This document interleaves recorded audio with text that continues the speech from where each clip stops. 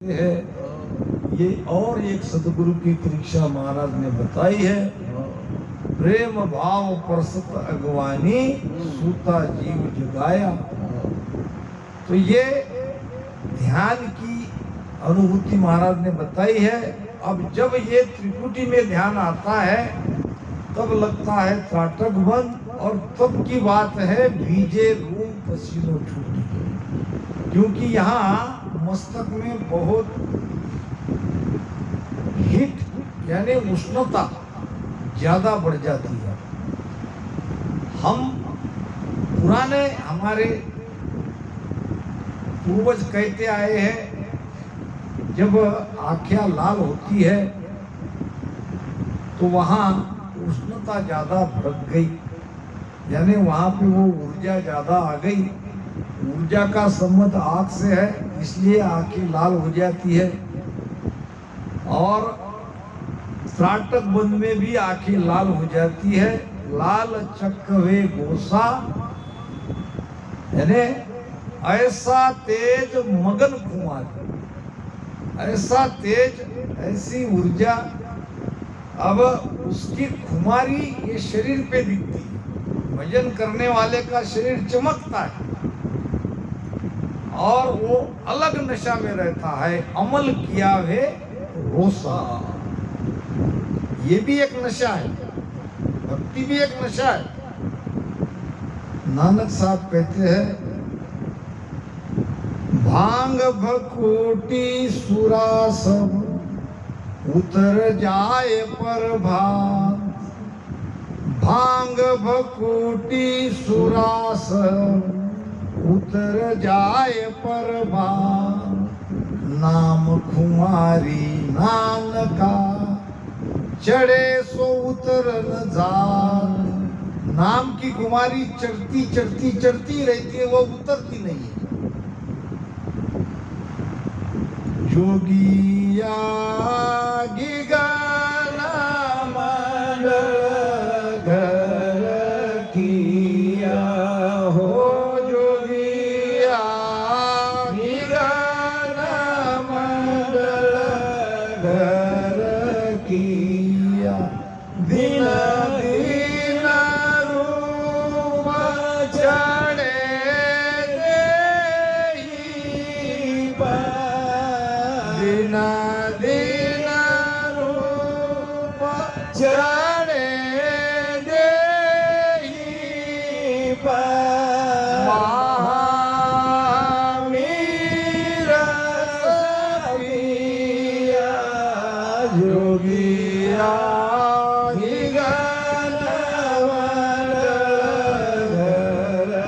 किया हो। ब्रह्मांड में मस्ती तब होती है जब ये चेन, ये लक्षण हमारे शरीर पे दिखते हैं।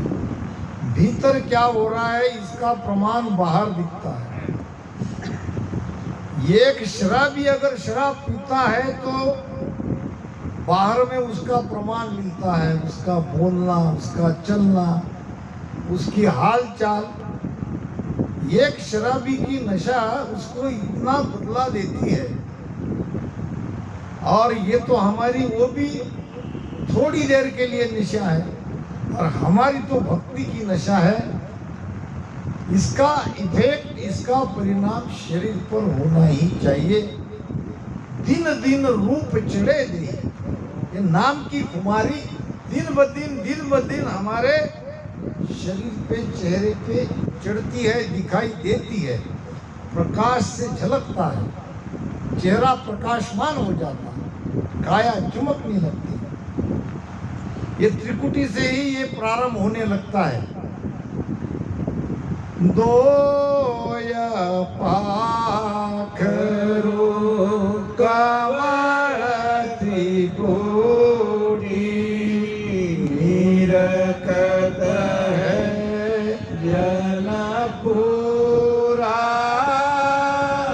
राम दोया पाखरो कमल त्रिपुटी निरखत है जनपुरा।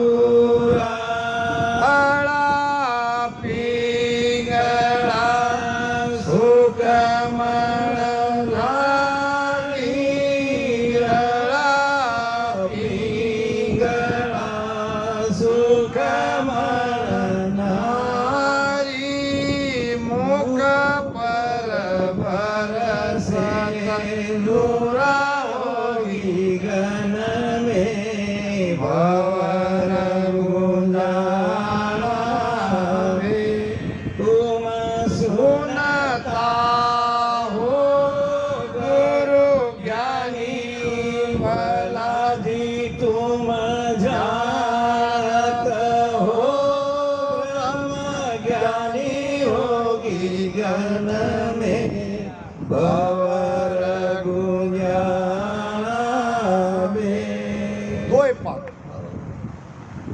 दो पाक कौन से? साकार निराकार। ये साकार सृष्टि है, ये निराकार सृष्टि है। ये माया है, ये ब्रह्म है। और माया ब्रह्म के बीच में ये त्रिपुटी का स्थान है, हद बेहद के बीच में। महाराज कहते हैं हद बेहद नर कहत है भेद न जाने कोय, और हम जानी सुखराम कहे रया संत पर सोए। अब ये दो पाक के बारे में दरियाव जी महाराज ने बताया है।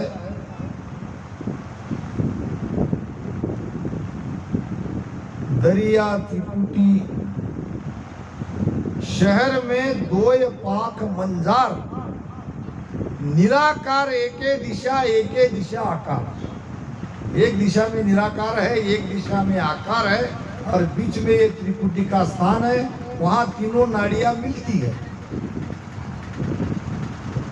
ईड़ा पिंगला सुक्मणा ये तीनों नाड़ियां वहां मिलती है। वहां त्रिवेणी संगम है।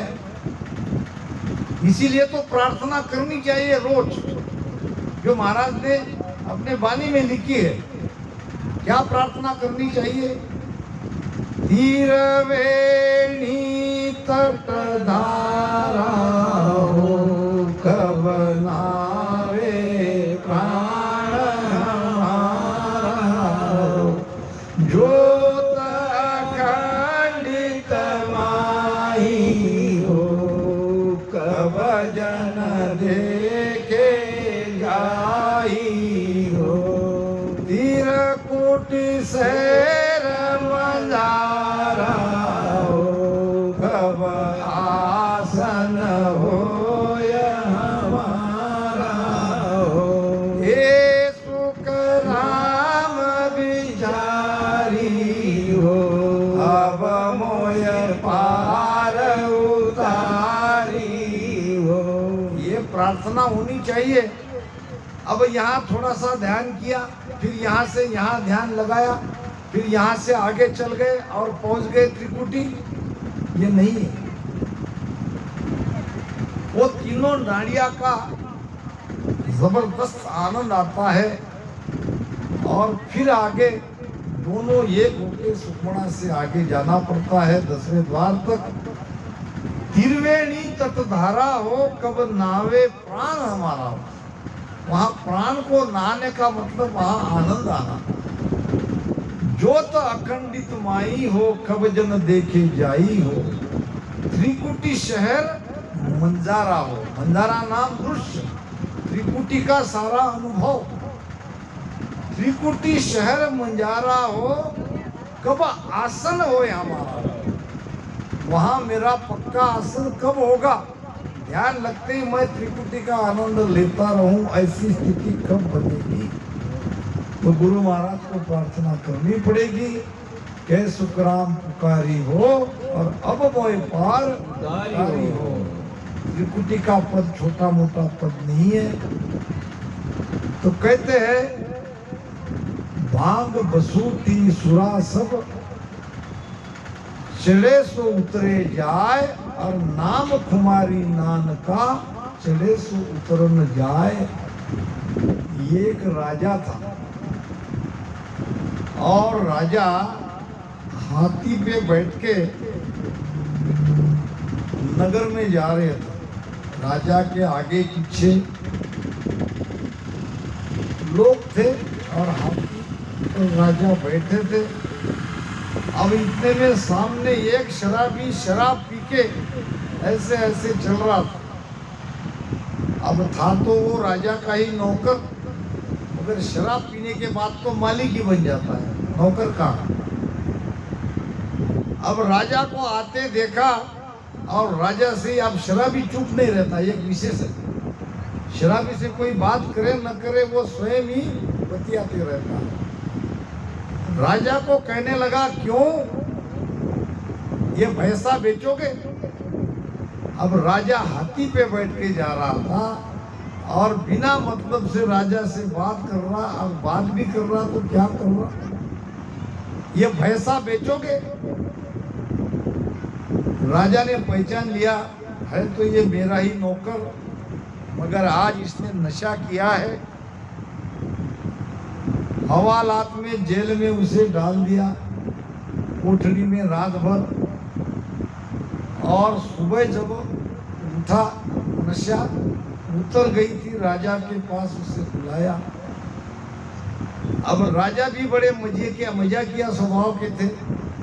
जब शराबी राजा के पास आया दरबार में तो राजा ने कहा, क्यों भैंसा खरीदोगे?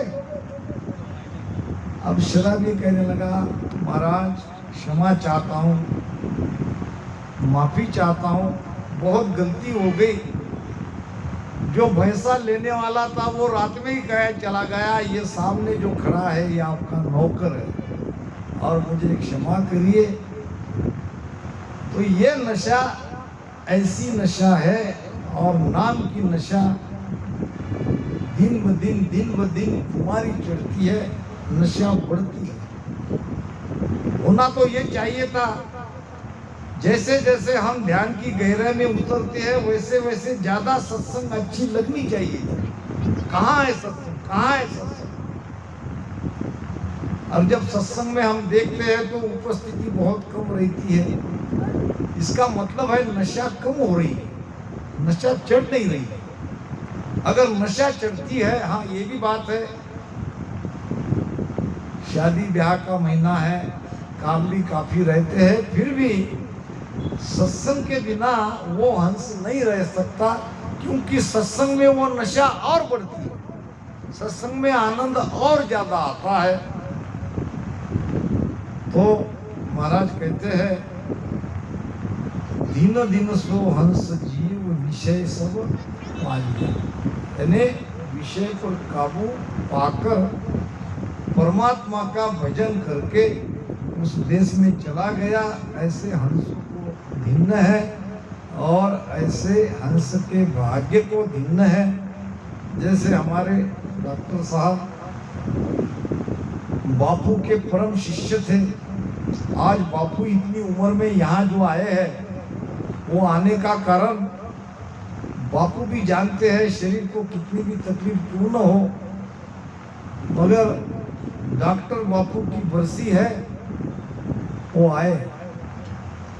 जहां तक डॉक्टर साहब ये शरीर में रहे,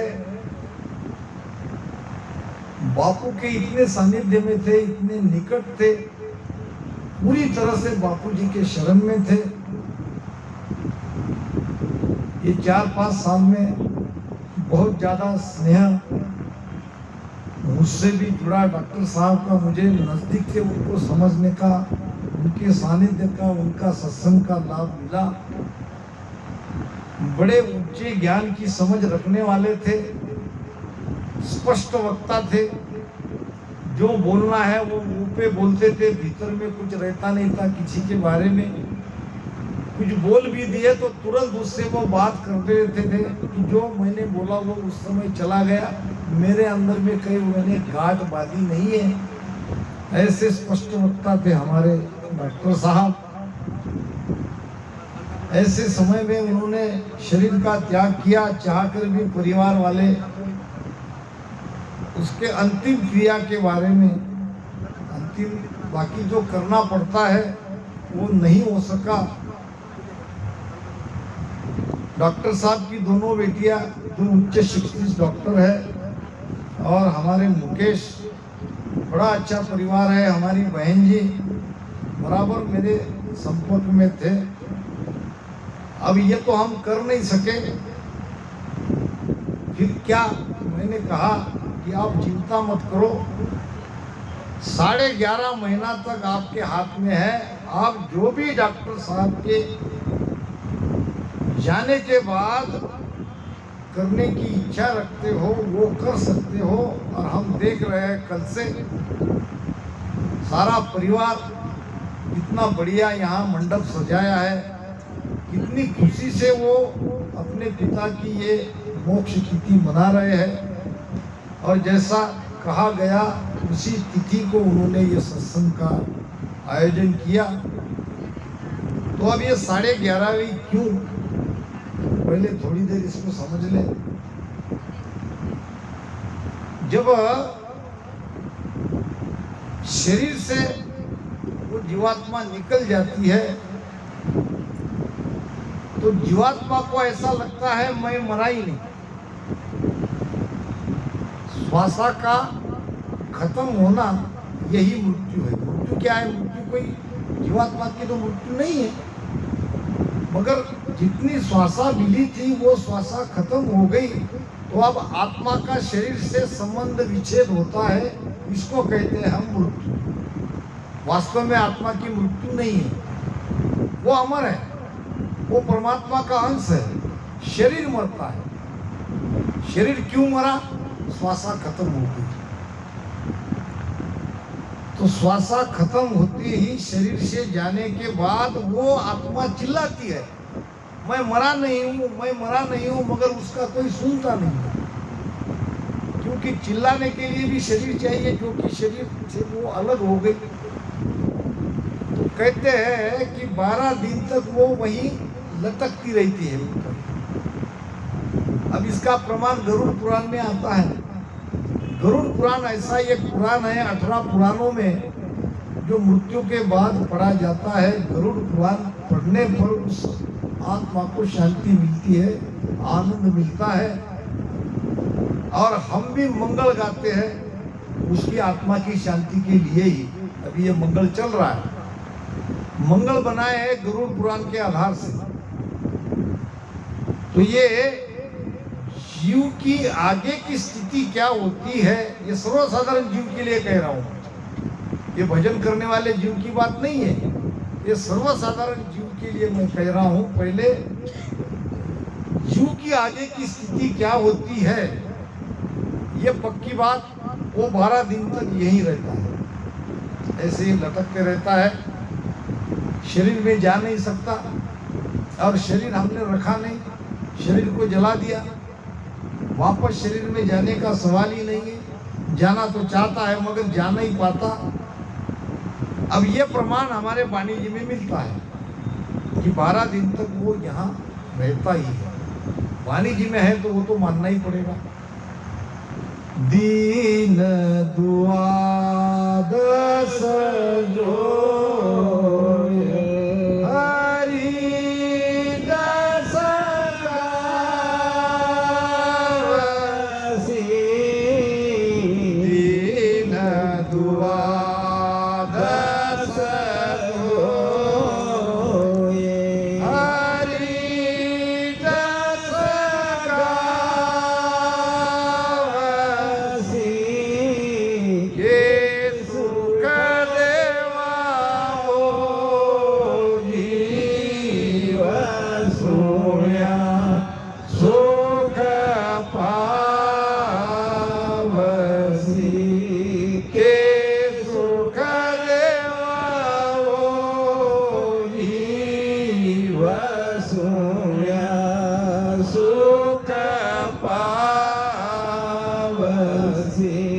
बस इतना इशारा वाणी ने बताया है।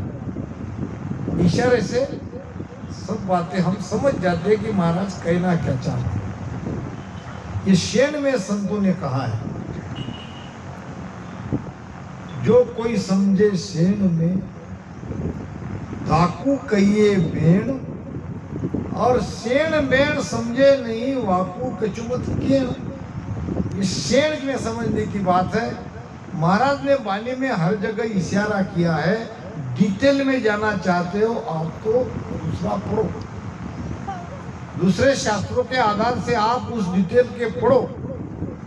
इसीलिए हमारे संत मोहनदास जी महाराज के जहाँ वो रहते थे बस किताबों की ऐसी लाइन थी, एक एक साखी का अर्थ समझाने के लिए रात भर उनको पढ़ना पड़ता था, तो वो सही अर्थ एक साखी का हमको समझाते थे।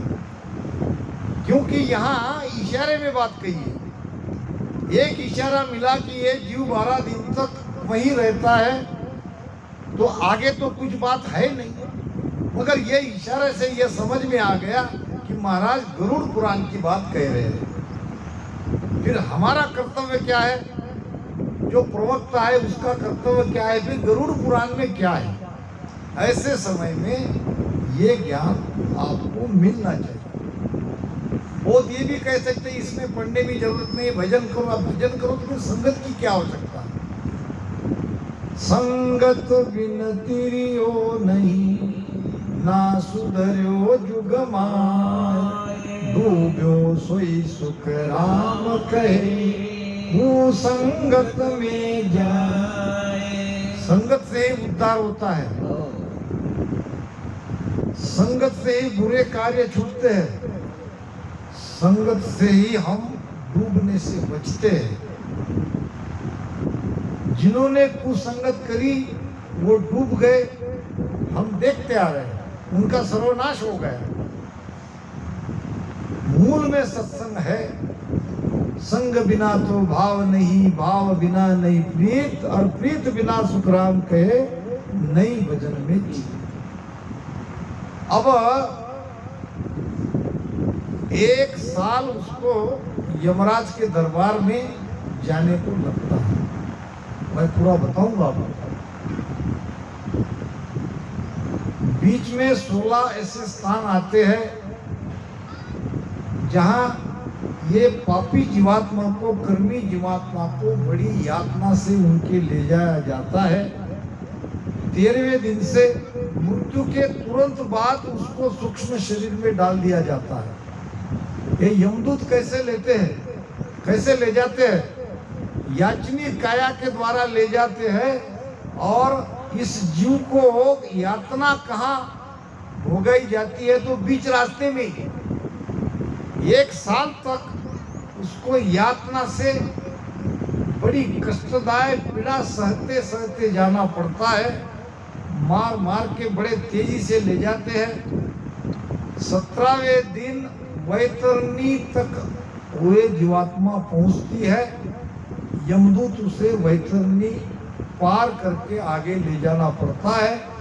वैतरणी है खून से भरी हुई नदी, खून है, मवाद है, बीच में बिच्छू है, सर्प है, और भी प्राणी है, और वो काटते हैं और उसमें से हमको ले जाया जाता है। ये मैं कह रहा हूँ कर्मी जीवों की बात। हमारे लिए तो पूरी फैसिलिटी है, हम तो भजन करके जा रहे हैं, मगर यमराज के दरबार में हमको भी जाना पड़ेगा, सबको जाना पड़ेगा।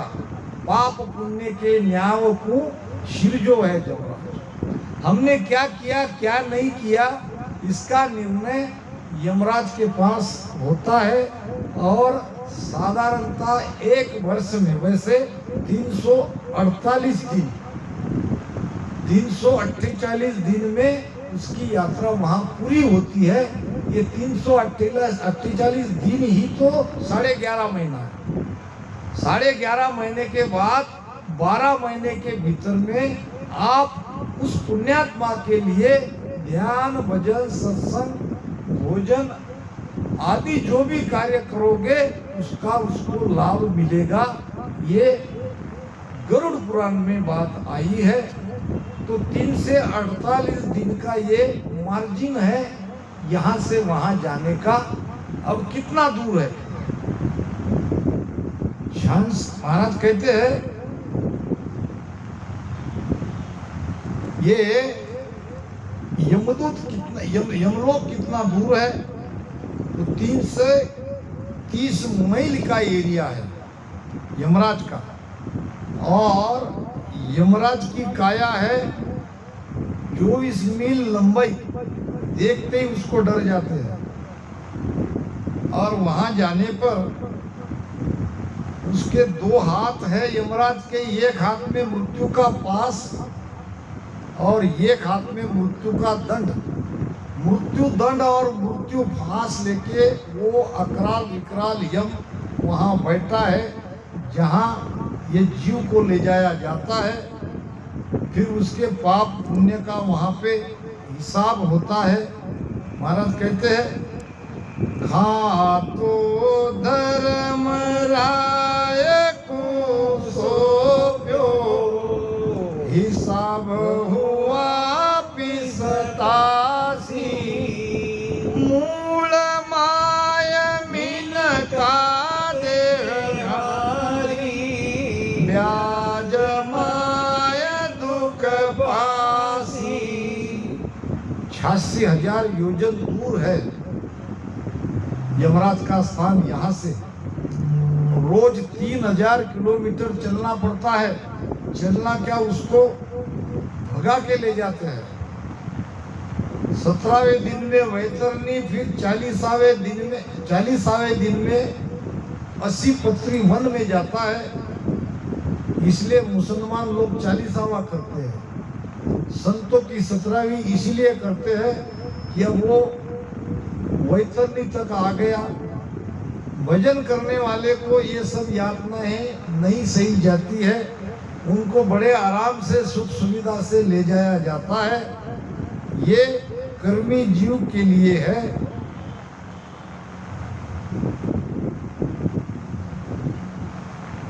तो 10,32,000 किलोमीटर दूर है यहाँ से। और 348 दिन के बाद फिर यमराज के दरबार में उसकी हाजिरी लगती है। वहाँ उसका खाता देखा जाता है और उसके बाद उसे 84 लाख योनियों में डाल दिया जाता है। और उसकी यातनाएं अगर बाकी है शेष, तो वो सब कर्म उसको भुगाते हैं। वहाँ 84 प्रकार के कुंड है, फिर उसमें डाल दिया जाता है। ये याचनी काया से मरते नहीं है, मगर याचना होती है, तड़प होती है, तड़प का एहसास दिलाते हैं। कहे कहे मार दिरावे सोई, कहे कहे मार दिरावे सोई, जो लोह ताव पड़े दूसोई, जो लोह ताव पड़े जो सोई, ये सब काम तुम्हारो होई, ये सब काम तुम्हारो होई। कहे कहे मार दिरावे सोई। क्या कहे कहे ये तुमने किया, भोगो। कैसे? जैसे लोहार लोहे को ताव देता है और जब लाल गर्म होके लाल हो जाता है तब उसको घन पे रखता है, और दूसरा एक हथौड़ा लिए खड़ा है और यह ऐसे बताता है यहाँ मारो यहाँ मारो, और वो हथौड़े वाला बराबर वही मारता है। ऐसे जीव को उसके किए हुए कर्म को याद दिला दिला के उसको यातनाएं दी जाती है। जो लोह ताव पड़े जो सोई, ये सब काम तुम्हारा होई, हरे मन समझ राम सिमर रे। ये सब समझो, ये हमारा नहीं होना चाहिए। इसलिए भजन करो। भजन करने से कर्म कटते हैं। जब कर्म शेष नहीं रहेंगे तो भुगताएगा कौन? तो वहाँ और भी यातनाएं देने के लिए 84 प्रकार के कुंड है। अच्छे कर्म पहले भोगाए जाते हैं, उसको स्वर्ग में भेज दिया जाता है। वहाँ की काया है कार्णिक काया, ये मलमूत्र की काया यहीं रह गई। और जीवात्मा को सुख दुख भुगतने के लिए काया चाहिए। अच्छे कर्म के लिए कार्णिक काया में स्वर्ग में डाल दिया जाता है, बुरे कर्म के लिए याचनिक काया में नरक में डाल दिया जाता है। और ये सब भुगतने के बाद फिर 84 के बाद 43,20,000 वर्षों में एक दोबारा और एक मनुष्य जन्म और एक मौका और एक चांस।